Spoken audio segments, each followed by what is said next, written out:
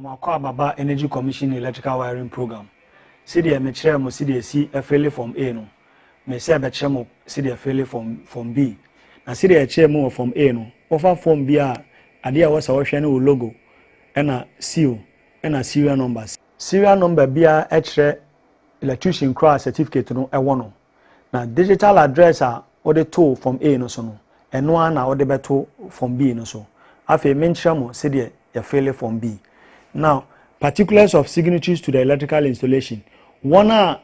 share from A no so no. You better say one share from B no so. You designer and a constructor and a inspector. Now designer ne electrical engineer ni nim diemu wade ne nsa ato paper so why electrical plan no. Ono na ne nsa be hye. Na ade difference kakra e wo we mu ne from A ne say we no e was ne din eba. I was in a company crowd where you mamma eba, and I was a baby and a company no office, I want and so eba, and an postal address eba, and sana what the phone number and so atoso. Into one bia obi biara and sasha way na I was a sign your man and I way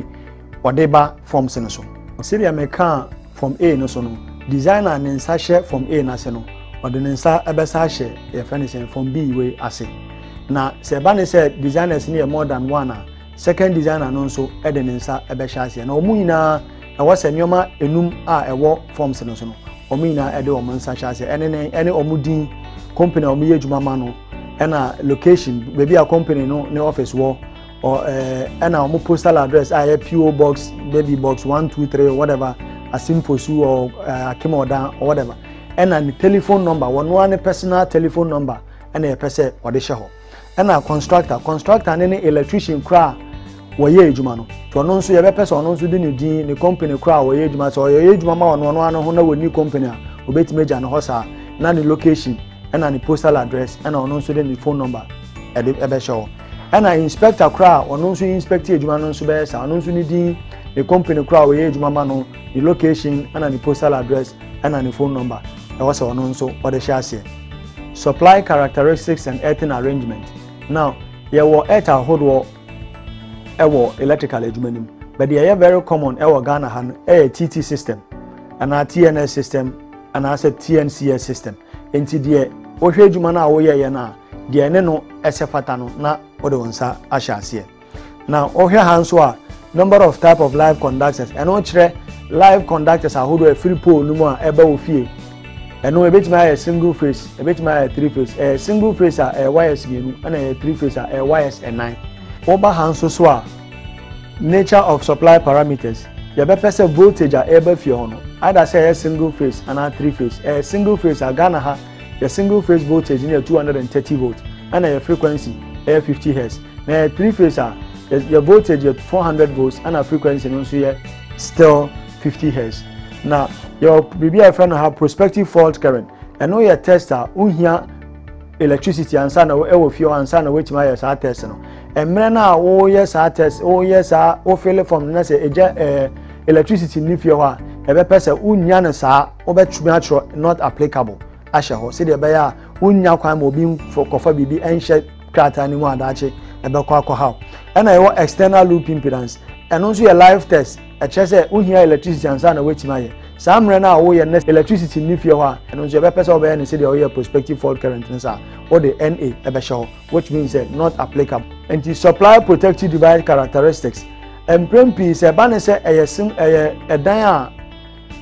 edan kuma obe he say wo meter board no so no your BDF friend service cutter and as a circuit breaker ebo meter board no so ho nsem na person wo de hye ha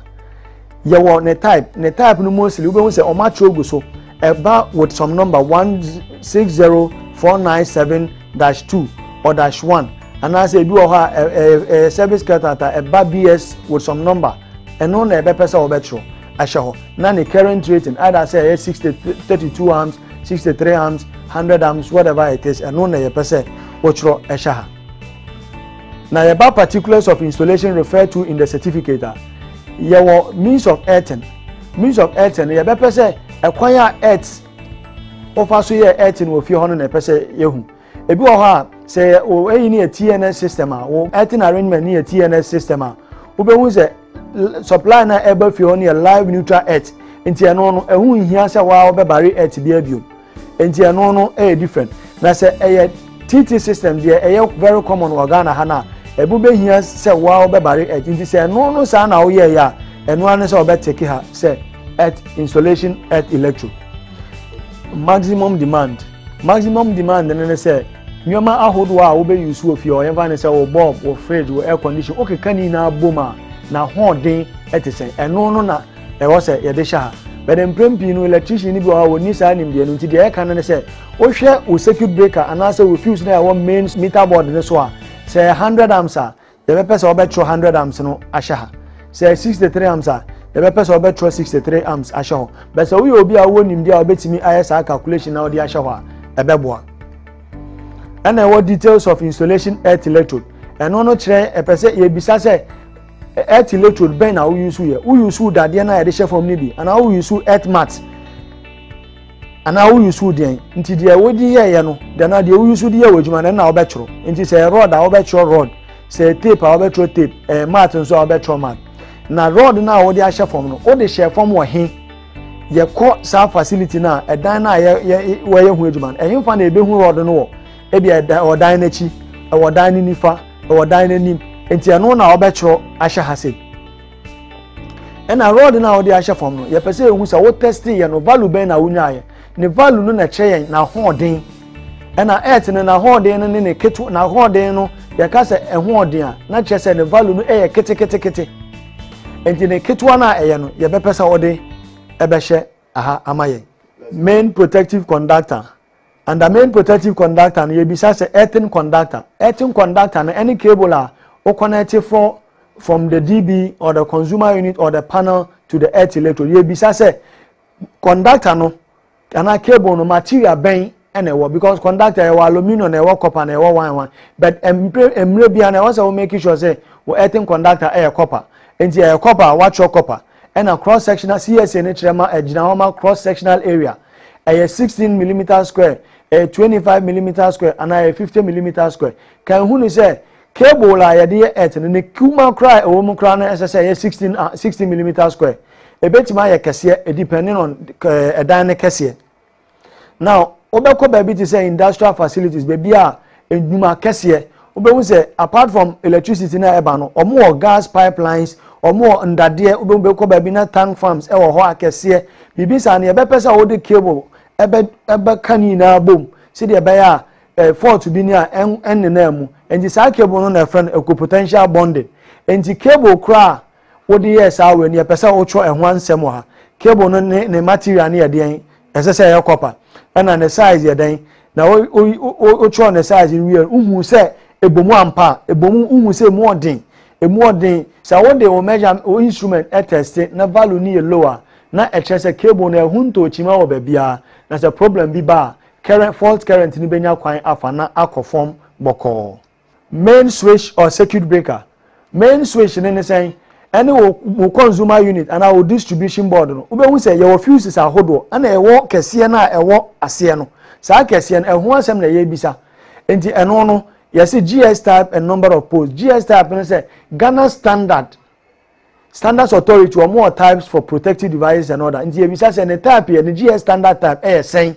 and an pole ni ye sen say single phase a 2 pole 3 phase etimi 3 pole or 4 pole na this GS standard always e so be won say either say 60497-1-2 or -3 e betimi 60898-1 whatever there also no na ye pesa wo tro e hye ho memmo utrim en tro bibia keke and an current rating be won say ya tro ne current rating mostly incomers generic ones na about 125 amps ebetima 63 ebetima 32 ebetima brosa industrial systemsokrana serious commercial systems obe say ACCB na ebetima 400 amps 630 whatever 1200 amps and other there e woso no na ye pese obetro ahye ho na voltage rating ayatro awoso no either say 230 240 415 690 eno na ye pese obetro ahye aha amaye na sa unit na nkasa consumer unit also panel no bebia esi ewo afie nim ye pese otro hye hamaye ene ni location fuse rating or setting emprempi no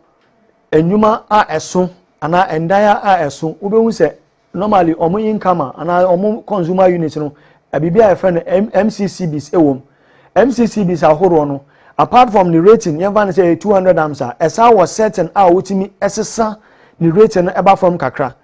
emprempi etimi ba na say bia ogo kakao efie na wo yehu adwuma ne nyoma ni na abom no na ebia ekosi 125 amps but income na we kotoen 200 amps ntie bi ehu be hia se obe adjust aba 125 amps say there be a problem bin ba system ni betimi a disconnect